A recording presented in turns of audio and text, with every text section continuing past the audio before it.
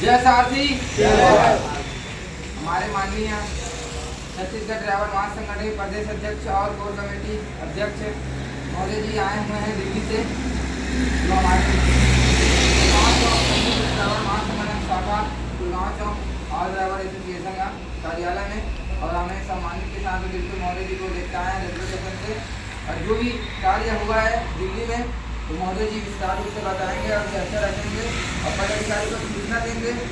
कि सभी अपने अपने स्तर पर बढ़ चढ़ के हिस्सा लें। जय सारथी, जय भारती। महोदय जी आप बोलिए। नमस्कार, जय हिंद, जय सारथी। छत्तीसगढ़ ड्राइवर महासंगठन से प्रदेश अध्यक्ष की तरफ से मैं संपूर्ण छत्तीसगढ़ के जितने भी ड्राइवर भाई हैं उन सभी भाई को मैं निवेदन करता हूँ, प्रणाम करता हूँ, अभिवादन करता हूँ। और इस वीडियो के माध्यम से मैं सभी ड्राइवर भाइयों को एक प्रकार की दिशा निर्देश दे रहा हूँ।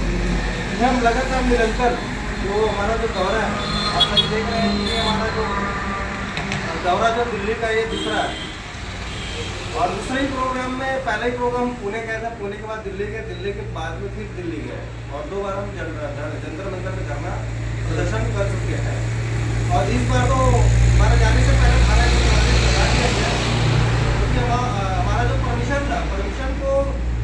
इसमें परमिशन एक दिन पहले था, एक दिन पहले परमिशन को निरस्त किया गया और हम दिल्ली पहुंच चुके थे, लेकिन हम वहाँ से खाली हाथ नहीं आना चाहते थे, जिसके कारण से हम दबावपूर्ण व्यवहार किए प्रशासन के साथ में, क्योंकि हमको धरना प्रदर्शन करना है, हमारी जो बातें हैं वो सरकार तक पहुँचानी है। और हमने गिरफ्तारी देकर या किसी अन्य माध्यम से जैसे भी हो हमने नियम तोड़े, धारा 144 का या जिस प्रकार से आप कुछ भी सोचे, लेकिन हमको ड्राइवर समाज का जो हक और अधिकार की जो बातें हैं, सबसे पहला हम मांग लेकर गए थे ड्राइवर आयोग, ड्राइवर वेलफेयर बोर्ड। इसमें जो मांग जो संपूर्ण भारत के जो जितने भी लीडर हैं वो अगर सुनिए 8-10 साल पहले 15 साल पहले सभी मांग कर रहे हैं कि ड्राइवर समाज के लिए एक प्रकार से आयोग होना चाहिए, क्योंकि जिस प्रकार से आम नागरिकों के द्वारा या कहीं भी किसी प्रकार से मालिकों का शोषण हो, प्रशासनिक अधिकारियों का शोषण हो, और आज तक देखा जाए तो जो मीडिया की नजर होती है हमारे ऊपर दिखाया जाता है, कभी ड्राइवर को एक अच्छे व्यक्ति के रूप में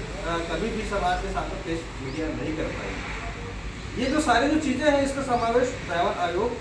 का जो बोर्ड गठन होगा, वेलफेयर बोर्ड गठन होगा, उसमें सारी सुविधाएं उसमें आ जाएंगी, जिसके कारण से लगातार ड्राइवर आयोग का जो मांग जो है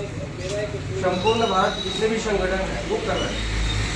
साथ ही इसमें प्लस पॉइंट और बात हुई है, जो हम ड्राइवर वेलफेयर बोर्ड, ड्राइवर आयोग, ड्राइवर डे और ड्राइवर जो सुरक्षा कानून, ड्राइवर कानून सुरक्षा कानून है, इसके विषय में खास ध्यान को सरकार के ध्यान को केंद्रित किया गया है। साथ ही साथ इसमें हम और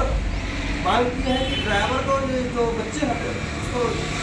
यानी जिसको जिस प्रकार से भर्ती की जाती है, जैसे आमतौर पर देखा जाता है कि जो गरीबी रेखा से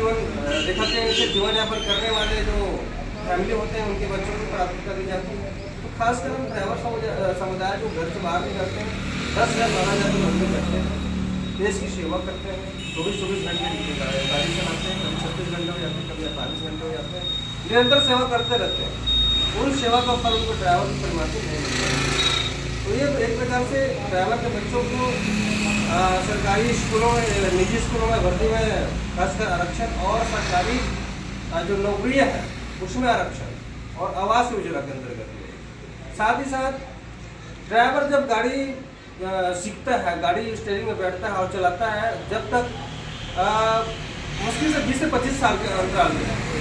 या 45 से 50 साल के अंतराल में आते आते उसका उम्र थक जाता है, वो किसी अन्य काम को करने में सक्षम हो जाता है, नेत्र उसका कमजोर हो जाता है, जो रीढ़ की हड्डी है उसकी कमजोर पड़ जाती है, क्योंकि बैठे बैठे उनको 48 घंटे 40 घंटे 36 घंटे काम करना होता है, जिसके कारण से उसका शरीर जो है आगे चल के काम करना बंद कर देता है। तो मैं ये प्रावधान भी सरकार के समक्ष रखा कि ड्राइवर का जो आयु है 55 साल हो जाता है, तो उसमें पेंशन की जो राशि है वो निर्धारित सरकार के द्वारा की जाए। अन्य मामलों में से जैसे नेशनल हाईवे पर हम चलते हैं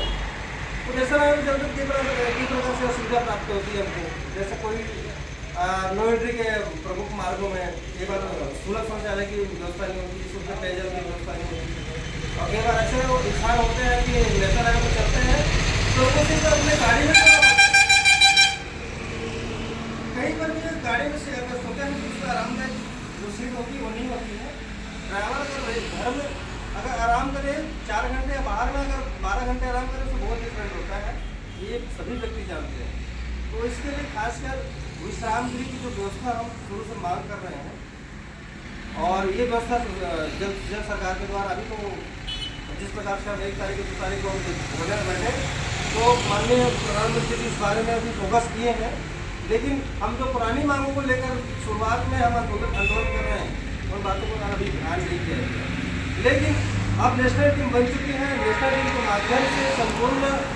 जो भारत के 28 राज्य के अधिकारी हैं इनको मजबूत किया जाएगा, संपूर्ण जिलों को मजबूत किया जाएगा, ब्लॉक को ब्लॉक मजबूत किया जाएगा, पंचायत को पंचायत मजबूत करने के बाद में हम एक बार फिर से मैदान पर हटेंगे। अगर सरकार आने वाले समय पर 2024 में अगर सरकार ड्राइवर वेलफेयर बोर्ड का निर्माण नहीं करता है या ड्राइवरों की जो उनकी आर्थिक स्थिति, सामाजिक स्थिति में अगर सुधार नहीं करता है तो आगे चलकर संपूर्ण भारत में हिंदुस्तान का जो प्रस्ताव है पारित किया जाएगा और संपूर्ण भारत में आंदोलन किया जाएगा। जैसे 1 तारीख और 2 तारीख में 1 जनवरी 2023 में संपूर्ण भारत में देखा है वो आगे और भविष्य में देखने के लायक रहेगा और ये अनिश्चित काल के लिए रहेगा, क्योंकि देखा जाता है कि अगर आम नागरिक हमारी इज्जत नहीं करते, प्रशासन के अधिकारी हमारी इज्जत नहीं करते तो ड्राइवर समाज अब देश की सेवा छोड़कर सेवा तो करता ही रहेगा, लेकिन अपना हक और अधिकार सरकार की जो संरचना है उसके लिए थोड़ा सा अगर इसमें दिक्कत परेशानी का सामना करना पड़ेगा आम नागरिकों को तो हम उनके लिए भी काम करेंगे, लेकिन हम अपने हक और अधिकार को लेने के लिए अगर मैदान को उतरना पड़े, शरीर छोड़ना पड़े तो निश्चित काल छोड़ सकते हैं। इससे भारी जनहानि की भारी आर्थिक नुकसान की जो प्रवृत्ति है उसको झेलना पड़ेगा सरकार को, आम नागरिकों को झेलना पड़ेगा अगर सामने सरकार ड्राइवर समाज पर ध्यान देगी। बस इन्हीं बातों के साथ में मैं अपनी बातों को विराम देता हूँ। नमस्कार, जय हिंद, जय साथी,